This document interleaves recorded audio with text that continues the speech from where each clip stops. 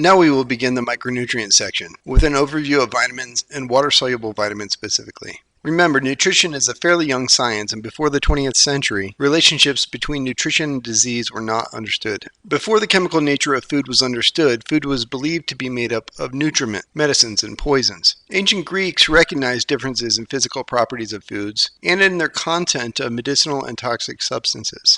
The role of diet in the causation and treatment of disease was recognized, as evidenced by the use of liver to treat night blindness. However, the physicians of this era had no understanding of the chemical nature of foods and believed that foods contained only a single nutritional principle that was called element. By definition, a nutrient is a substance in food used for the body, for energy, maintenance of structures, and regulation of chemical processes. We have discussed carbohydrates, lipids, proteins, and water. Next, we will discuss micronutrients, beginning with water-soluble and fat-soluble vitamins, and then continuing to macro and trace minerals. All micronutrients are essential nutrients and therefore must be obtained in the body because they are not synthesized or not synthesized in sufficient amounts, yet are required for at least one specific biological function in human tissue. They are oxidized for energy, in the case of macronutrients, provide materials for body structures, such as calcium in bone, or functions as a regulatory factor in chemical processes. For example, vitamins and minerals activate enzymes. And inadequate intake of essential nutrients may lead to deficiency symptoms and death, where the severity of deficiency is proportional to the intake shortfall and reversed only by the nutrient or its precursor. Of the essential nutrients, we've only specifically discussed the essential fatty acids and the essential amino acids, and of course energy, which is provided by all macronutrients. Finally, remember that nutrients may be categorized as organic if their chemical structure contains carbon atoms bonded to hydrogen atoms. This includes macronutrients and vitamins, and all minerals are inorganic nutrients, they're elements. Micronutrients are needed in milligram or microgram quantities, and macronutrients are needed in gram quantities. In this section, you will learn about the 14 essential organic micronutrients. Choline was discovered in 1862 and categorized as a vitamin when scientists found that most men and postmenopausal women could not synthesize enough. In 1998, the Institute of Medicine established an adequate intake and tolerable upper limit. The root of vitamin is life. Vitamins were discovered in what was considered the golden age of nutrition, the early 20th century, and each substance was assigned a letter as it was discovered. Discovery often came about because of their absence in the diet. However, in a country with an abundant and varied food supply, such as the United States, a nutrition professional should think in terms of what a specific vitamin does, rather than simply what disease it prevents. Vitamins have various roles in the human body, so how do we know what they are? Again, initially they were discovered when an absence in the diet led to deficiency syndromes. However, it's often impossible to directly relate the function of a vitamin to its deficiency syndrome. Symptoms such as swollen tongue or cracks around the mouth may be observed. Originally, each chemical name was assumed to apply to only one substance, with one specific activity. We now know that a vitamin may have a variety of functions, and vitamin activity may be found in several closely related compounds, known as vitamers. An excellent example of this range of activity is vitamin A, which has several seemingly unrelated functions and encompasses not only retinol, but also retinal and retinoic acid. There are two groups of vitamins, water-soluble, which includes the 8 B vitamins, vitamin C and choline, and the 4 fat-soluble vitamins, A, D, E, and K. Some foods are enriched or fortified. Fortification is the process where nutrients are added during processing that were not originally in the food. For example, vitamin D was added to milk as a public health effort to increase vitamin D consumption. Enrichment is the process where certain nutrients are added back after processing. These are nutrients that were originally in the food but were lost during processing. The FDA specifies that certain levels of B vitamins, thiamine, niacin, riboflavin, and folate, and the mineral iron are added back after processing of grains. An example grain is rice, and a kernel of rice is shown on the left side of this slide. In the whole grain of rice, there is an outer husk, a bran layer, an inner germ, and then the starchy endosperm. During milling and processing, the outer 3 layers are removed. These contain all of the fiber and most of the B vitamins and iron, as well as some essential fatty acids. Most of the B vitamins and iron are added back during enrichment. Water-soluble vitamins have different characteristics than fat-soluble vitamins. They are transported and stored differently, particularly important when determining a recommended daily allowance for each vitamin. All vitamins are absorbed mainly in the small intestine.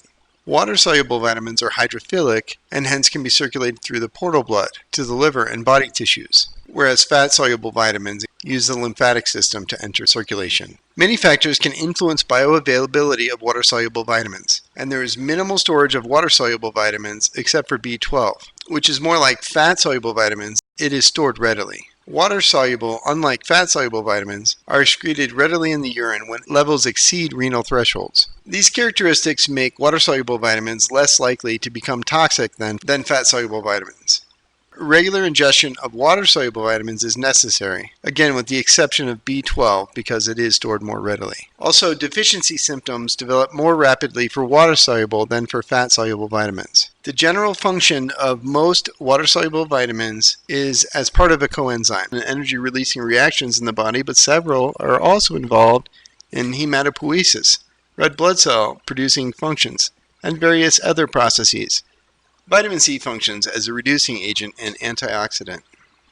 This figure depicts the importance of water-soluble vitamins in central metabolic processes. As you proceed through this module, fill in the blanks in the coenzyme chart by listing one coenzyme associated with each vitamin. As you do this, review the metabolic pathways and reactions, as well as specific substrates, enzymes, and products for the reactions you've learned in this class. As an example, consider the two dots at the bottom of the page, green and gray, in reactions leading to the electron transport chain. This is where niacin functions as part of the coenzyme NADH, and riboflavin is part of the coenzyme FADH2, the two reduced coenzymes produced in the citric acid cycle and beta oxidation. Also, notice the blue dot on the arrow pointing from amino acids to the citric acid cycle. This represents the vitamin B6 coenzyme PLP in transamination reactions. As mentioned, vitamins often function as coenzymes in metabolic reactions. A functioning enzyme is called a holoenzyme. The prefix holo means whole or entire, and the whole enzyme includes the apoenzyme, the protein part, and the coenzyme, the non-protein part. Defined, a coenzyme is a small molecule that promotes enzymatic activity, and the vitamin may only be a portion of a coenzyme, but it's an essential part needed in the diet. Specific examples of B vitamins and their functions are listed here. Thiamine is needed for decarboxylation reactions, for example as a coenzyme for the PDH reaction, where pyruvate is decarboxylated to form acetyl-CoA. Riboflavin and niacin are coenzymes required for redox reactions, as electron carriers FAD and NAD. Pantothenic acid is a component of CoA, which you've seen as part of acetyl-CoA, malonyl-CoA, and fatty acyl-CoA. Vitamin B6 is involved in amino acid metabolism as part of PLP. Biotin is required for the coenzyme carboxybiotin in carboxylation reactions, like the one catalyzed by pyruvate carboxylase to convert pyruvate to oxaloacetate. Folate and vitamin B12 are both required for methylation reactions, and vitamin B12 is only made by microorganisms, so it's not in plant foods. In this section, you'll have a total of 14 mini lectures over vitamins, and they will be organized to include topics such as dietary sources of vitamins, and recommendations for dietary intake levels, the molecular structure of the vitamin and its coenzyme as applicable, and digestion, absorption, transport, and storage, and functions and mechanisms in metabolism. Thiamine, vitamin B1, was originally discovered when fowl-fed polished rice had neurological problems that were subsequently cured by feeding them rice bran containing thiamine. When you see these figures for sources and recommended intake of the different vitamins, don't try to memorize the amount, rather notice the approximate amount recommended. So for thiamine, it's a very small amount, only 1.1 to 1.2 milligrams per day for women and men respectively. Also notice some of the plant and animal foods that are rich sources of thiamine. Pork chops, for example, are a rich source of thiamine, as is enriched wheat flake cereal and other enriched foods. In plant foods, thiamine is found in a non-phosphorylated form.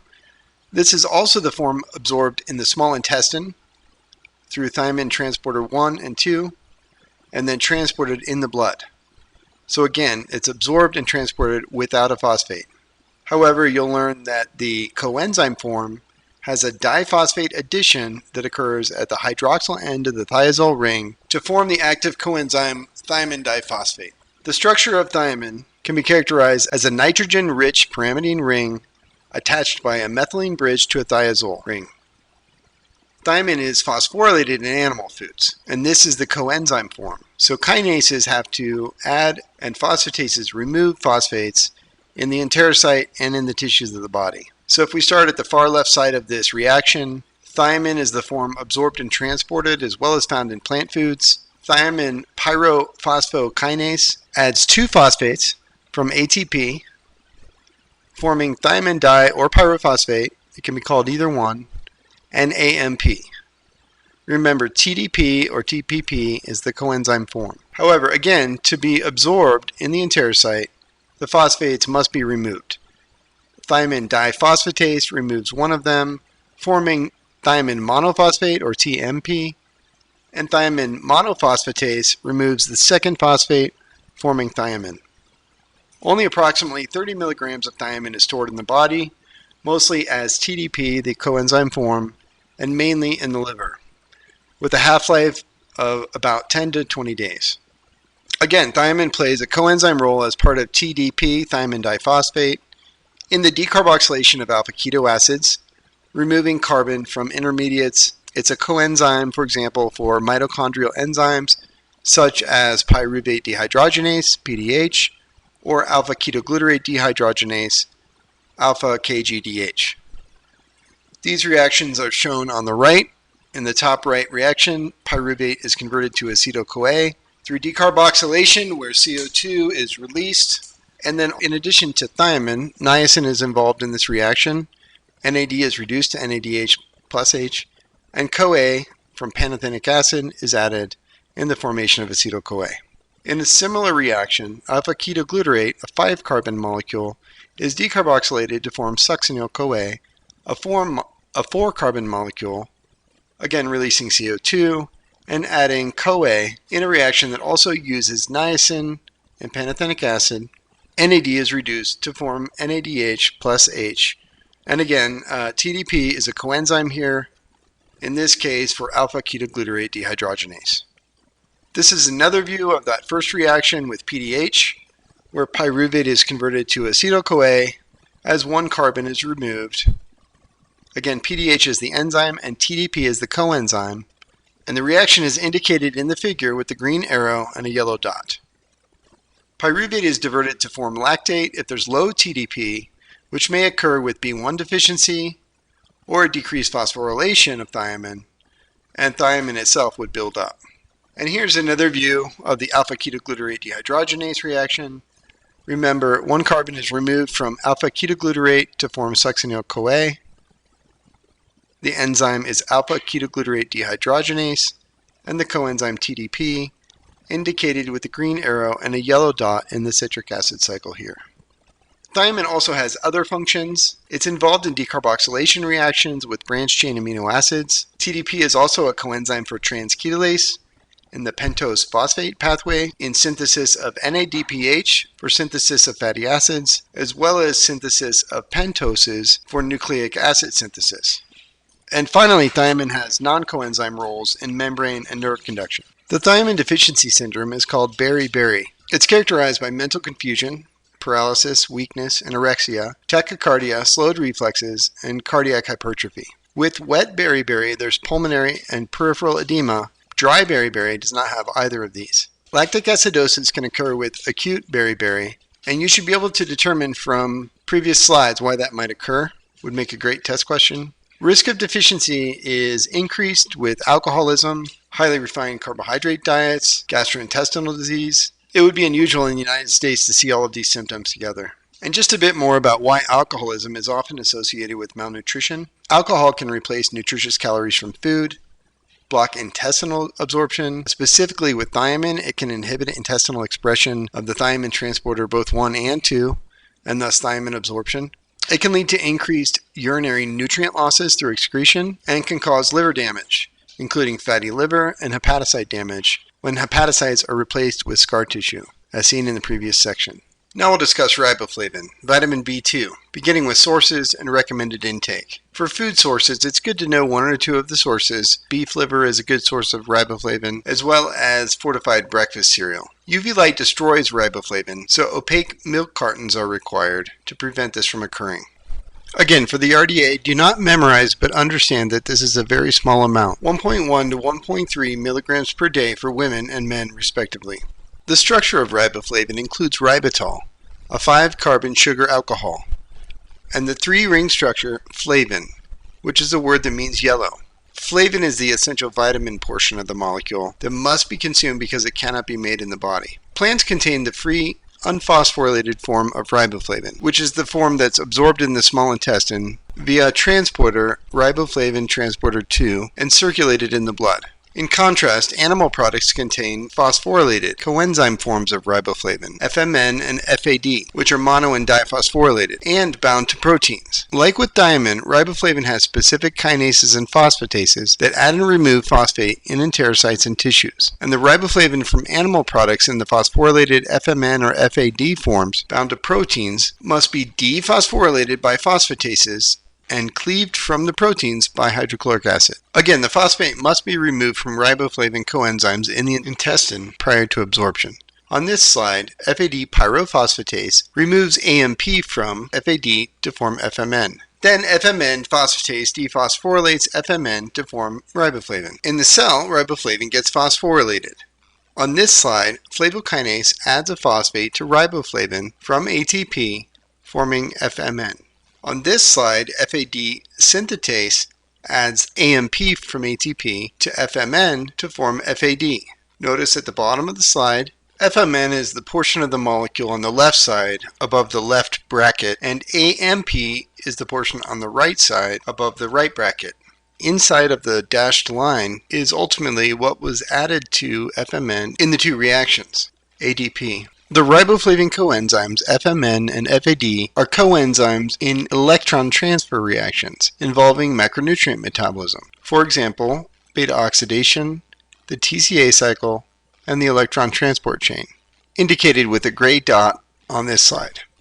Riboflavin deficiency is known as ariboflavinosis and results in chelosis, shown in the top right picture, cracked mouth corners, stomatitis or inflamed tongue, also called glossitis, shown in the bottom right picture, along with a magenta tongue, photophobia, and extreme sensitivity to light. All deficiency symptoms that are difficult to connect directly to riboflavin's coenzyme roles. Risk of deficiency is associated with alcoholism, malignancy, hyperthyroidism, and among the elderly, often because of lack of resources or poor dentition or other diseases associated with aging.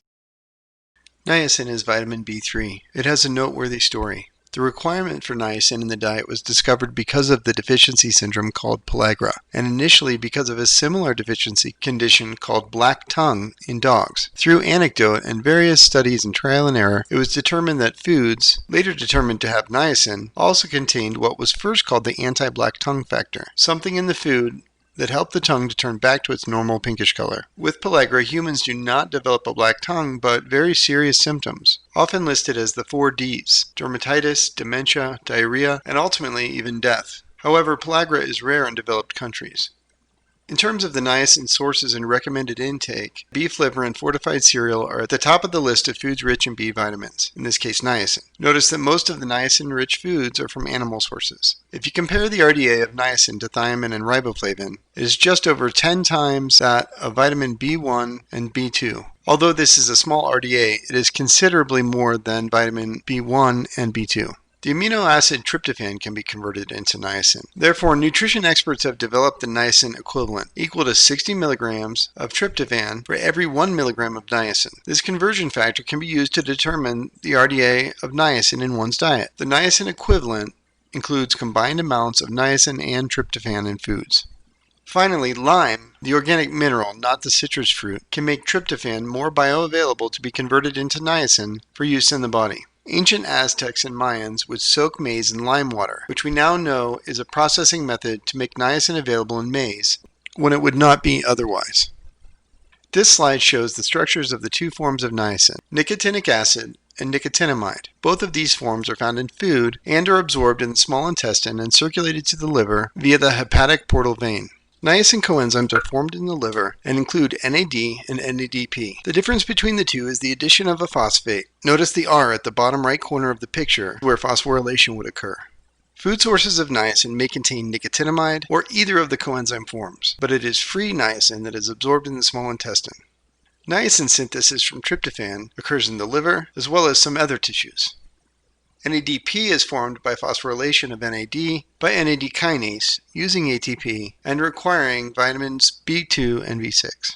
Niacin functions in electron transfer redox reactions It is reduced to form NADH in glycolysis and beta oxidation, and is oxidized in the conversion of pyruvate to lactate. It's also involved in ribose formation, electron transport, de novo lipogenesis, and the hexose monophosphate shunt, and functions as a component of glucose tolerance factor, along with chromium, helping insulin to bind its receptor. Notice the various pathways on the right side of the slide. There's a green dot where niacin functions as a coenzyme.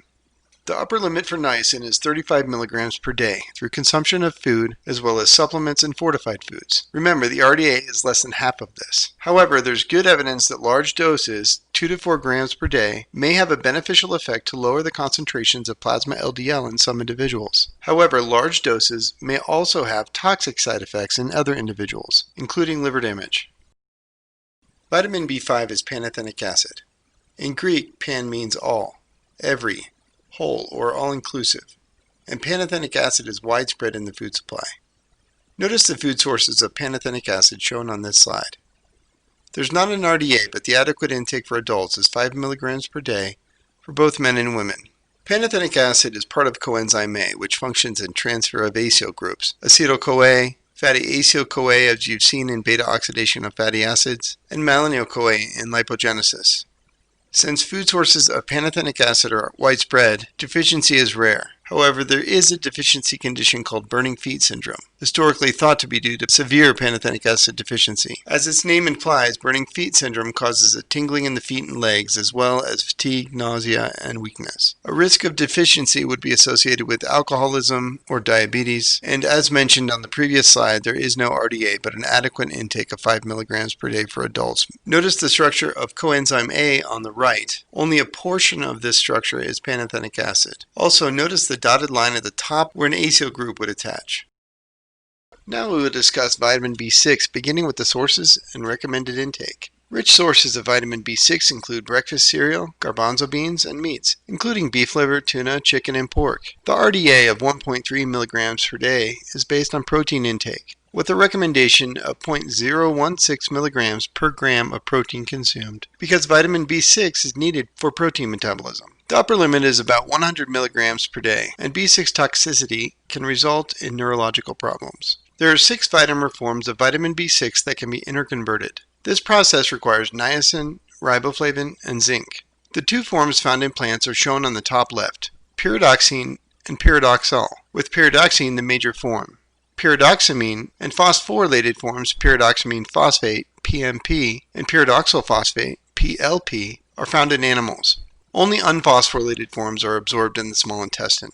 The primary coenzyme form is PLP, which can be formed from the phosphorylated form of pyridoxine, PNP, or pyridoxamine, PMP. PLP, as you have seen, is involved in transamination reactions. Because PN is in plant foods, vegetarians may have a compromised amount of B6 bioavailable. Unphosphorylated forms are absorbed in the small intestine to the liver and stored in the liver and muscle, with relatively large amounts of PLP present in muscle. In addition to its amino acid and protein synthesis roles, B6 is involved in the conversion of tryptophan to niacin, synthesis of neurotransmitters and hemoglobin, glycogenesis, and regulation of steroid hormone function. Here's the same figure we looked at in the protein metabolism module. Alanine's amino group can be removed and added to the alpha carbon of alpha-ketoglutarate, an alpha-keto acid, forming pyruvate, which is an alpha-keto acid, and L-glutamate. Or, in the reverse reaction from left to right, glutamate transfers its amino group to pyruvate, resulting in alpha-ketoglutarate and alanine. Either direction, the enzyme is alanine aminotransferase, and PLP is the coenzyme needed for the reaction. Here is a more in-depth look at this amino group transfer, which actually occurs in 2 phases and 6 steps. First, the amino group from an amino acid, here glutamate, is transferred to PLP, forming PMP, and an alpha-keto acid, here alpha-ketoglutarate. Phase 2 consists of PMP transferring the amino group to a different alpha-keto acid, here pyruvate, creating amino acid 2, alanine, and reforming PLP, which is then available as a coenzyme for another aminotransferase reaction. Deficiency in B6 may cause dermatitis, chelosis, glossitis, stomatitis, and fatigue. Because it is involved in red blood cell production, B6 deficiency may also result in microcytic hypochromic anemia, with inadequate heme production and low red blood cell hemoglobin concentration. The left image of red blood cells shows normal, healthy red blood cells. The right, microcytic hypochromic red blood cells. Microcytic is a word meaning small cell. Hypochromic means light in color. Both are seen in this form of anemia. People most at risk for microcytic hypochromic anemia are the elderly, TB patients, and alcoholics. TB patients due to medication that binds and inactivates B6. Alcoholics have an elevated amount of acetaldehyde that removes PLP from the APO enzyme, inactivating the enzyme. Vitamin B7 is called biotin. It is readily found in peanuts, almonds, and mushrooms. Biotin does not have an RDA, but does have an adequate intake value of 30 micrograms per day, a very small amount. An interesting fact about biotin is that avidin, found in raw egg whites, binds to biotin, rendering it unavailable to function. Eating egg whites is not ultra popular, but for those who do, deficiency in biotin can occur. The good news for all who eat cooked eggs is that heat destroys avidin by denaturing the protein. Here is the structure of biotin. The importance of biotin's structure will be covered on the next slide, but biotin functions as a part of a coenzyme for carboxylases in CO2 transfer reactions. Two examples of such reactions are listed on this slide. Pyruvate carboxylase transfers a carbon atom to pyruvate, forming oxaloacetate, a step necessary to provide substrate for gluconeogenesis and to stoke the fire of lipid metabolism. Likewise, acetyl-CoA is a substrate for acetyl-CoA carboxylase in de novo lipogenesis, forming malonyl-CoA, an intermediate molecule in the lipogenesis pathway. The structure of biotin is what allows it to be part of the coenzyme for carboxylation reactions. Biotin can become carboxybiotin, shown here, as it brings carboxylic acid into the pyruvate carboxylase reaction. The carboxylic acid is removed from biotin and is attached to pyruvate, forming oxaloacetate. Notice how magnesium is also part of this reaction as a cofactor to pyruvate carboxylase. Energy from ATP fuels this reaction. Just think, this is just one of the micronutrients required in a very, very small amount and easily obtained from a handful of dry roasted peanuts, but needed to drive just one of thousands of biochemical reactions that are occurring simultaneously inside the body. Incredible. On to folate. Cereal products have been fortified with folate since 1988. A few years later, an RDA was established for women of childbearing age. The incidence of neural tube defects, and specifically the rates of spina bifida, have declined since. These two public health efforts have most likely been the major contributors to this decline. Thus, it's no surprise that fortified breakfast cereal is at the top of the list of food sources for folate. Green leafy vegetables are also a rich source of folate, which shares the same root word as foliage. The form of folate in these foods is folate, not to be confused with folic acid, which is the synthetic form found in supplements and absorbed 1.7 times more efficiently than folate. Dietary folate equivalents have been created to account for the differences in absorption between the two forms. Folate, the form found in plants, has varying numbers of glutamic acid moieties. They are said to be polyglutamated and are less bioavailable because the glutamic acid moieties must be removed before absorption can occur. This is then converted to tetrahydrofolate, or THF. This coenzyme form is the reduced form and contains 4 hydrogens. Folate in its oxidized form is not active. It must be reduced to form THF. Also, it's important to mention that the supplement form contains only 1 glutamic acid. The other glutamates are enzymatically removed in a laboratory. This structure is called monoglutamate and can be converted back to the bioactive form. There are many coenzyme forms derived from the reduced form, THF. The 4 hydrogens are added by reductases in enterocytes. The coenzyme's function is in the synthesis of DNA and RNA, which is especially important for rapidly proliferating cells, such as in a developing neural tube or red blood cells. Carbons, or methylene and methyl groups, are received by THF and bind on the 5th and 10th nitrogen. The molecule can then donate the methyl group in specific metabolic reactions. Here's a reference chart of different forms of folate and their functions in vivo. This breaks down the general functions of folate to specific functions. Take a minute to review this slide or come back to it and read about each form of folate. Again, this is for reference only. Folate and B12 work together. This slide will cover folate's role. Let's start at the THF on the bottom left of the slide. THF again is the active form of folate. It's able to receive carbons from other molecules. It can be converted to 5,10-methylene THF in a reversible reaction, but then converted to 5-methyl THF in an irreversible reaction catalyzed by methylene THF reductase. At this point, without help from B12, cobalamin, THF is trapped with a methyl group on the 5 position. Vitamin B12 reforms THF by accepting the methyl group from 5-methyl-THF. Cobalamin B12 then becomes methylcobalamin or methyl B12. In order for THF to be converted to 5-methyl-THF again, it must first become 5,10-methylene THF. If a person's deficient in vitamin B12, 5-methyl-THF gets stuck or trapped. 5-methyl-THF would then build up, and the concentration of the active form of THF would eventually decrease without being replenished. Eventually, this could cause a folate deficiency, and specifically a deficiency of THF, the active coenzyme form. In this situation, in order to replenish folate, one would need to consume more folate.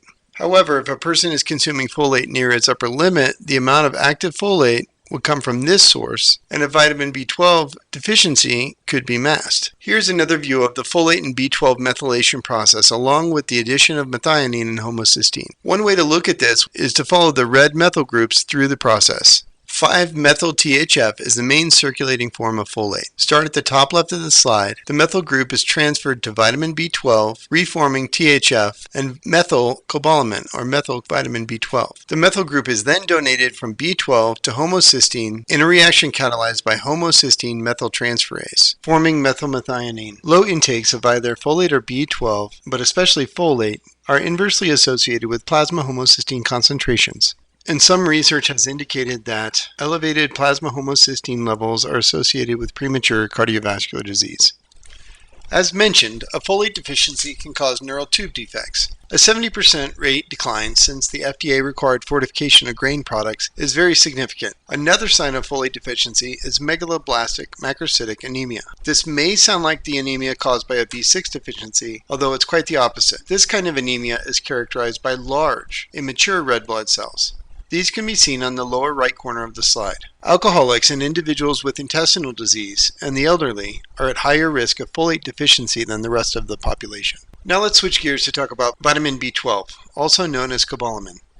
Even though this vitamin is made by microorganisms, it can be found in both plant and animal sources. The microorganisms, such as those that inhabit soil, create B12. This vitamin then becomes part of the plants growing in the soil. Also, as you know, our GI tract contains trillions of microorganisms. These create B12. Animal food is a source of B12 for this reason. These sources include clams, beef liver, and oysters. Review the source chart for other sources. Both women and men have a recommended daily intake of 2.4 micrograms per day. The right side of the slide shows the chemical structure of B12, and if you look in the center of the structure where the green arrow is pointing, you can see the mineral cobalt. Hence its name, cobalamin. As a matter of fact, the coenzyme form of this vitamin is methylcobalamin. Vitamin B12 is very needy when it comes to transport in vivo. B12 is found in a protein. After B12 is consumed in the stomach, B12 is released from the protein that it travels with and it binds to the R binder factor. Also occurring in the stomach is secretion of a glycoprotein called intrinsic factor from parietal cells. The R binder holds B12's hand, if you will, until the intrinsic factor can hold its hand. Once the R binder is released, it is broken down by the pancreatic enzymes. The B12 intrinsic factor complex then binds to a mucosal cell receptor. At this point, intrinsic factor is released from B12, and B12 enters the enterocyte. Once absorbed in the portal blood, it binds to transcobalamin 2 and is transported to the liver via the hepatic portal vein. Interestingly enough, this water-soluble vitamin can be stored in the liver for many years. This is more a characteristic of a fat-soluble vitamin. Once in circulation, vitamin B12 has many functions.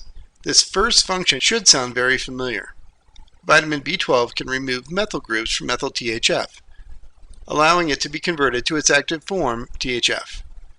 Vitamin B12 assists in the conversion of certain amino acids, listed here in parentheses, to succinyl-CoA to enter the TCA cycle. Vitamin B12 is also needed to oxidize odd-numbered fatty acid chains. Since vitamin B12 can be stored in the liver for long periods of time, primary deficiency can take up to 20 years to manifest. The signs of a primary B12 deficiency include megaloblastic anemia, which, if you can remember from folate, is characterized by large, immature red blood cells. And the most at risk for this kind of deficiency are vegans, breastfed infants with B12 deficient moms, and the elderly. A secondary deficiency is just that. It is second to a primary illness or condition. because B12 needs intrinsic factor to be transported in the digestive system. A lack of intrinsic factor would lead to B12 deficiency. The manifestation of this B12 deficiency is called pernicious anemia. Red blood cells are seen as megaloblastic and macrocytic. A person with this deficiency may experience fatigue, difficulty sleeping, numbness, memory loss, and severe neurological disturbances. The last water-soluble vitamin is controversial. Some scientists do not even consider choline a vitamin. Choline is conditionally essential, or essential for certain populations at risk. It has an adequate intake of 425 milligrams per day for women and 550 milligrams per day for men. Key functions include synthesis of phospholipids, acetylcholine, and it's a component of cell membranes and lipoproteins. Rich food sources include beef and beef liver, chicken, turkey, and eggs. A deficiency of choline is rare. The upper limit has been set to 3,500 milligrams per day. Vitamin C, ascorbic acid, also has a noteworthy discovery story. Sailors who were out on long sea voyages were arriving home with bleeding gums, fatigue, lack of appetite, and muscle degeneration, and weren't able to heal wounds quickly. A physician named James Lind in the early 18th century conducted the first clinical trials. His studies led to inclusion of citrus fruits in sailors' rations. 12 sailors who were suffering with scurvy were cured when lemons and oranges were added to their diets. The British Navy adopted this practice by requiring limes to be carried by their sailors. They were called limeys for this reason. And as you would imagine, citrus fruits have made it to the good sources of vitamin C list. Other fruits and vegetables, such as bell peppers, broccoli, peas, and strawberries, are also good sources of vitamin C. The RDA of vitamin C for women is a bit less than men. However, the minimum amount of vitamin C that one should consume to prevent scurvy is only 10 to 20 milligrams per day. And it turns out that vitamin C cannot be absorbed efficiently at megadose levels. The structure of vitamin C resembles glucose. This could lead one to think that humans can just make vitamin C from glucose, but no. Although many other animals are able to do this. Vitamin C has two forms, a reduced form and an oxidized form. The reduced form has 2 more hydrogens than the oxidized form. These 2 hydrogens are given up with a purpose. Vitamin C is an antioxidant. This means they are free radical scavenging. Free radicals are unstable and cause damage to cells and tissues, but can be scavenged by receiving electrons from other molecules, namely antioxidants. Vitamin C works with vitamin E, which is also a free radical scavenger. It donates its electrons to a free radical and becomes a vitamin E radical. Vitamin C can then donate its electrons to the vitamin E radical so that it can have antioxidant effects again, and vitamin C becomes oxidized. Reduced glutathione donates its electrons to reduce vitamin C and becomes oxidized glutathione, and vitamin C is recycled. Vitamin C is a powerful reducing agent. Its ability to reduce molecules can play an important role in reducing iron to ferrous iron. This form of iron can activate certain enzymes. Once the enzyme converts a substrate to a product, then iron becomes oxidized to ferric iron. Vitamin C can keep this cycle going. Vitamin C has multiple functions. It acts as a cofactor for hydrolyzing enzymes in synthesis of carnitine, neurotransmitters, bile salts, and collagen. The process of maturing collagen is pictured on this slide. Proline becomes hydroxyproline via the enzyme prolyl hydroxylase. This enzyme needs ferrous iron as a cofactor. As mentioned on the previous slide, vitamin C reduces ferric iron to ferrous iron, enabling ferrous iron to function as a cofactor for prolyl hydroxylase. Megadoses of vitamin C have a reputation of curing the common cold, or at least shortening the duration of illness. However, controlled clinical studies have not found this to be the case. Although vitamin C does enhance our immune systems, vitamin C increases neutrophil response to chemotactic stimuli and lymphocytic proliferation in response to mitogens. Vitamin C also reacts with oxidized products released by phagocytes and minimizes inflammatory effects. People at most risk of vitamin C deficiency are alcoholics, smokers, elderly, and surgical and cancer patients. Excess doses of vitamin C could cause kidney stones, gout, diarrhea, and even rebound scurvy. However, this is rare. Here's a graph depicting different doses of vitamin C and plasma vitamin C levels during steady-state fasting. This evidence states that 100 milligrams of vitamin C is about the max amount of vitamin C that has a significant effect on plasma levels of vitamin C. The rest is excreted in urine. Excess doses of vitamin C are not recommended. Similarly, excess consumption of vitamin C does not increase the concentration of vitamin C in tissues. Again, shown here, a 100 milligram dose is about the highest dose that has a significant effect in increasing concentrations of vitamin C in neutrophils, monocytes, and lymphocytes.